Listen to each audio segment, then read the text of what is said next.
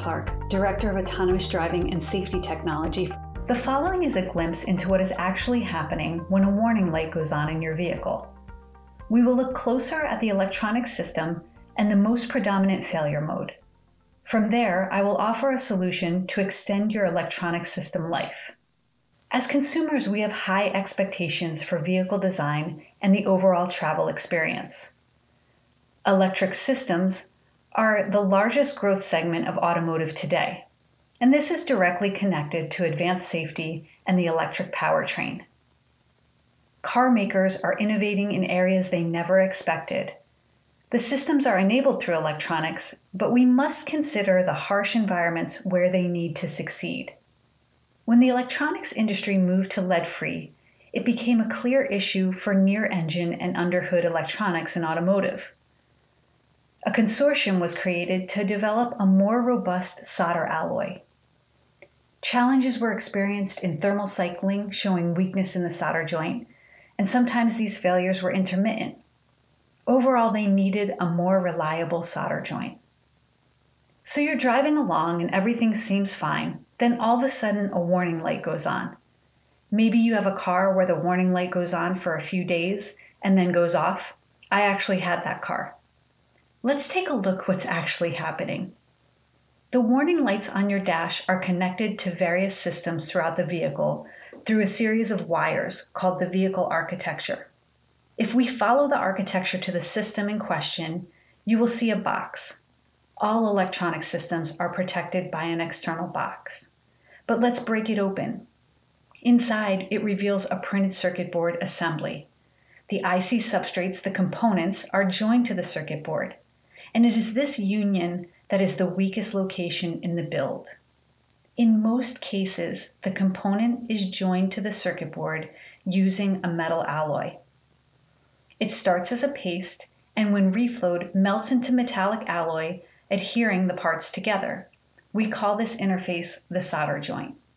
The challenge is that the component and the circuit boards have very different properties when heated. Various materials to make up each will heat and expand at different rates.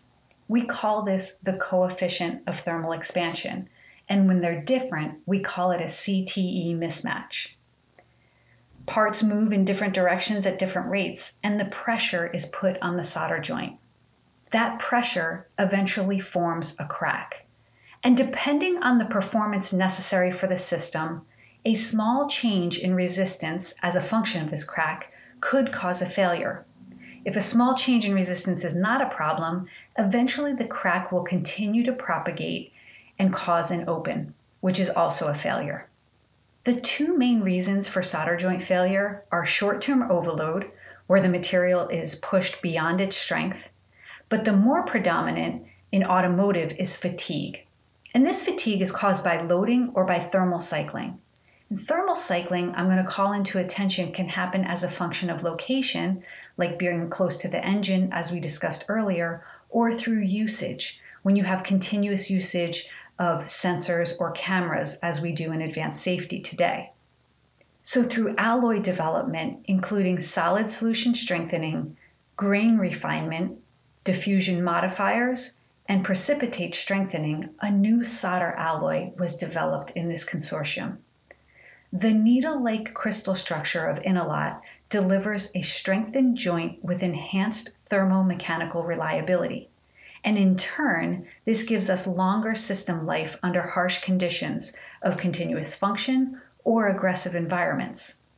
The SAC alloy cracks under thermal and mechanical pressure, both at temperatures above 120 degrees Celsius and as a function of the expansion and contraction pressures of the thermal cycling.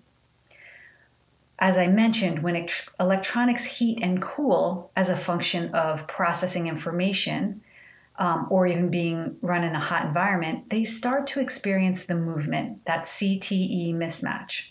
Some things move in the y-axis, others in the x-axis, and of course, different materials heat and cool faster than others, as well as some will move more or less. All this pressure was previously released in a crack in the SAC alloy. But the stronger Innolot alloy is constructed in a way to withstand the movement. It takes higher temperatures and longer durations to form a crack. This makes it a clear choice for safety critical applications, and it is why so many Tier 1s have chosen it for its advanced safety systems. It enables them to pass OEM reliability requirements. One example is thermal cycle resistance of LED lighting. LED components function hotter than others. When testing an LED application under thermal cycles, we found the SAC alloy, represented by the blue line, starts to display failures around 600 cycles, and it continues to drop off steadily with increasing cycle exposures.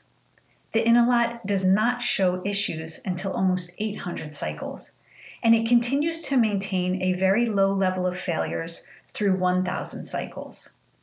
Another look is to consider design. Of course, when looking at reliability, design will also play a role in the overall system. Here, we're looking at Weibull plots. Weibull is an analysis method used for performing life data analysis. It's used to determine reliability characteristics, and in this case, we're connecting it to thermal cycle resistance. The x-axis shows the number of thermal cycles, and the farther to the right that the trend line falls, the more thermal cycles the system can endure without failure. In this case, it was a change in resistance that we were measuring. The left chart represents testing of a ball grid array with 228 input-output attachments to the printed circuit board. The right is a ball grid array with 256 input outputs. In both instances, the Innolot represented by the red line outperforms the SAC alloy, but a closer look at the scale of the x-axis shows the characteristic life is much greater, well over 2,000 cycles on the BGA with 256 connections. So component and overall design also has an influence on characteristic life. In either scenario, the Innolot gives you a marked improvement.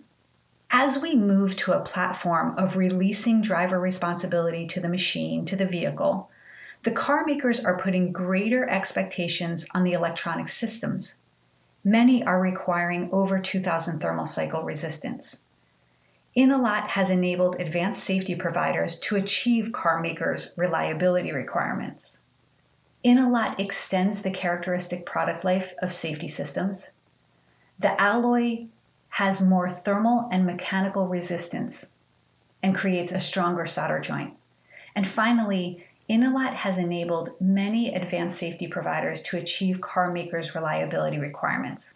So not only is this alloy very good for near engine and under hood applications, but also for the critical applications of safety where function is hotter and at extended periods of time.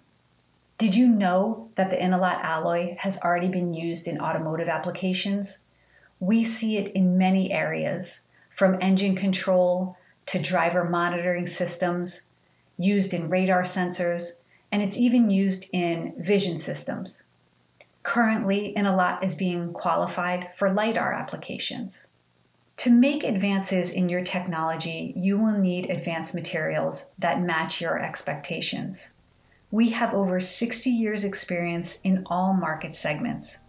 We specialize in material development, and as a leading global supplier, we take pride in having a complete understanding of the automotive market's expectations with a strong focus on enhanced reliability.